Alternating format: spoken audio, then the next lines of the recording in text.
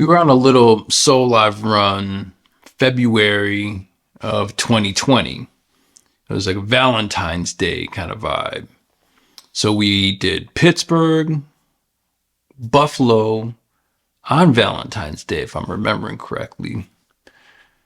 From Buffalo, we went to the Cap Theater and then up to Boston to play the Paradise. Everything was as normal as usual. Just, a few bumps in the road because of weather and things like that. Running late because of a rental car situation from after we flew from Buffalo to New York City.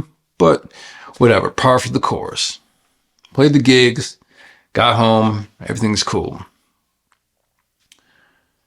February 21st, 2020. I was doing a show down in Hartford, Connecticut with my boys Pete Alexi on guitar, Darby Wolf on organ. The three of us were going under the name The Natural Soul. Drive down to the venue, load my stuff in, sound check, eat some food, hanging, chilling, and there was an opening band. They sound check, whatever. Night is going smooth, just like any other evening. Now, there was a quote-unquote green room, backstage area, that was in the venue, but upstairs. So essentially like a loft kind of space. So I went up there after we ate and while the opening band was getting it together to just hang out and chill.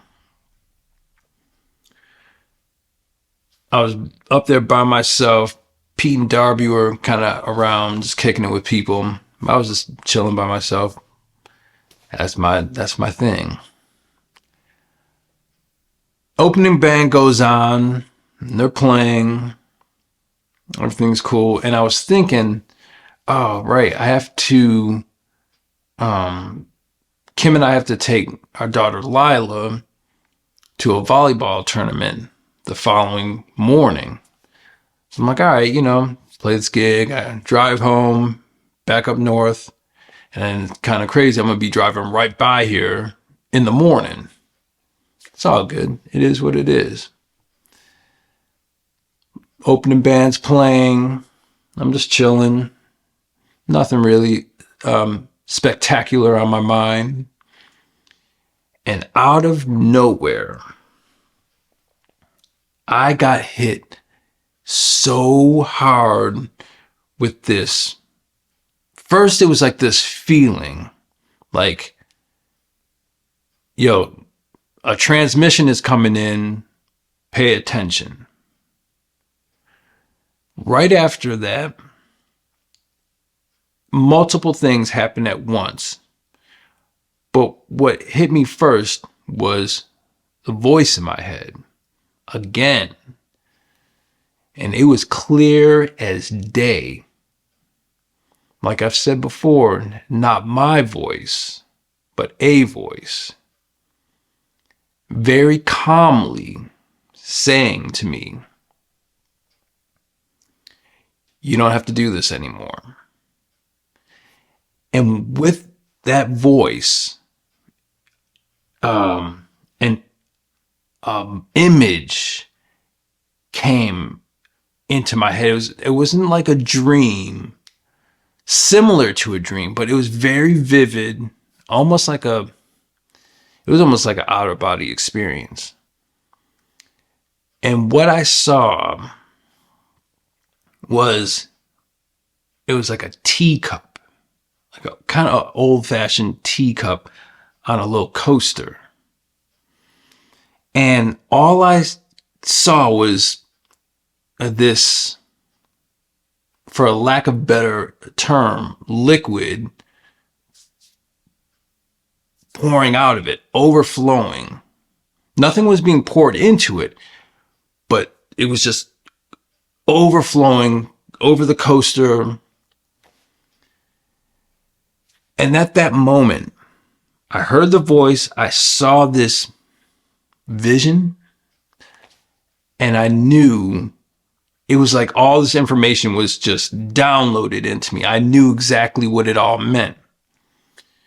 What it was, that it was saying to me, okay, during your life playing music, you have when you started, you had this empty cup, and every gig, every rehearsal, every song you wrote, whatever it is that had to do with playing music, it was like these experiences that you were pouring into this cup. You're trying to, capture these. You were having these experiences that are going into this cup.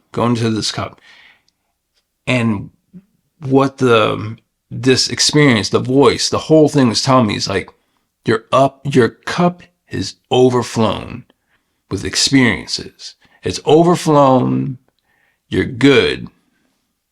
You don't have to do this anymore. I played the show,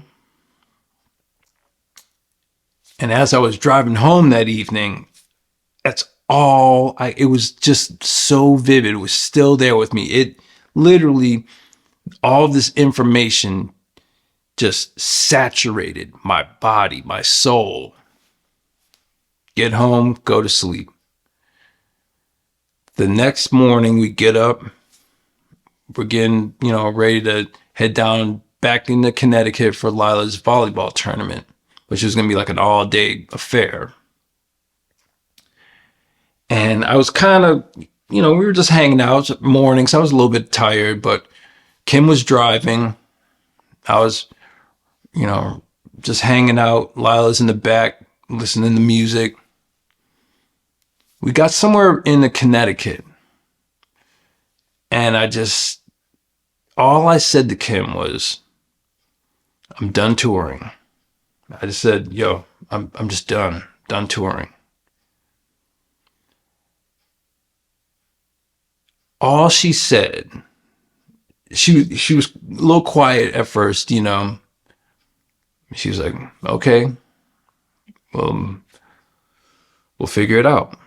It's all good. Now, you have to remember, up to this point, the majority of how I made my living, not entirely, but the majority was playing live. Obviously, I've been engineering for almost as long as I've been playing, and that was a part. But this was going to be a big change. All Kim said was, all right, we'll figure it out. It's all good. Few weeks later, the world shut down, as we all know. The story isn't about that, but it's more so about what Kim said as we were rolling down the road. I told her what was up. It's all good. We'll figure it out. And we did. I was lucky enough to have quite a bit, I should say, of experience as an engineer. So I wasn't leaving music to try and do something completely new. I had some other skills.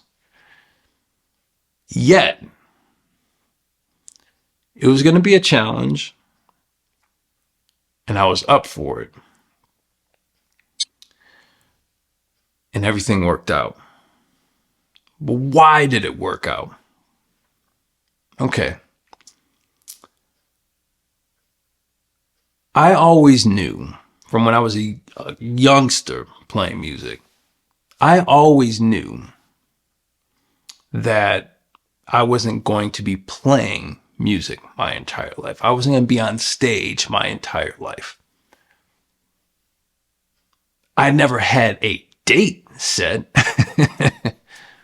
but,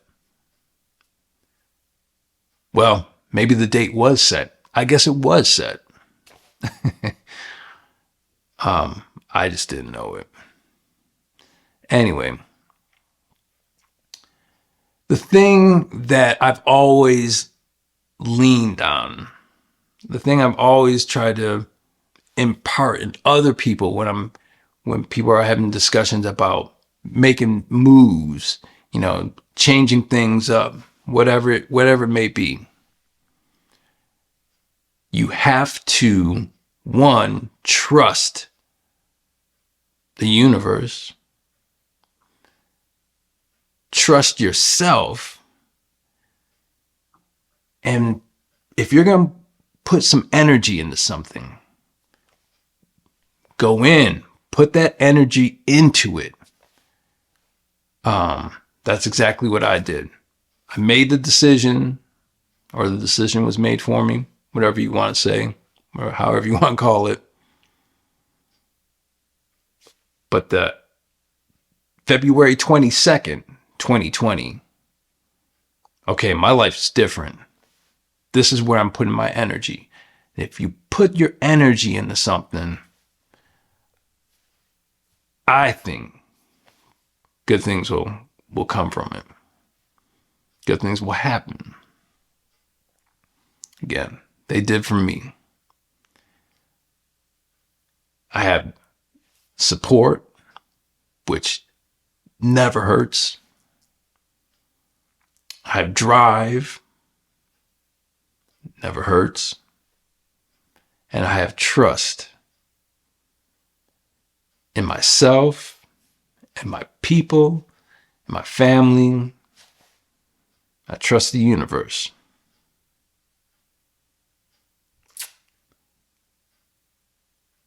That's the Arch Street Tavern story. To be continued. All right.